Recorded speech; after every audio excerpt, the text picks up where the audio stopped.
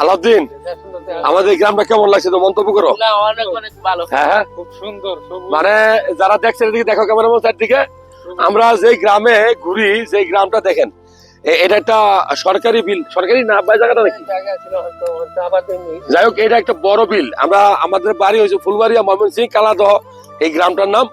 এটা হলো বরিল বিল। এখানে আমরা মাছ, আব্বা এখানে মাছ ধরতো নাকি, এখানে আব্বা আমাদেরকে মাছ ধরে। এই জায়গাটা কিন্তু মাছের জায়গা আছে। হ্যাঁ, এই একটা বিল, অনুপান্তা ডুবি একটা বিল, ওইটা কাটাখালি, হ্যাঁ, 4টা বিলের ওখানে এই একই জায়গায় আছিল। এখানে 4টা বিল। এখন তো পানি অনেক, কিন্তু মাছ নাই।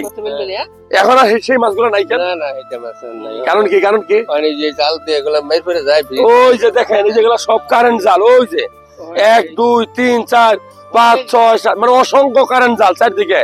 এই তো মাছ হয় না। কেন হয় না? ওখানে হয় না। যাই হোক, এটা আমাদের গ্রামের স্মৃতি। মামু কেমন লাগছে? ভাল লাগছে, অনেক ঘুরে ভাল লাগছে, নানুর লাগে, আপনার লাগে হ্যাঁ, ঘুরে অনেক ভালো লাগছে।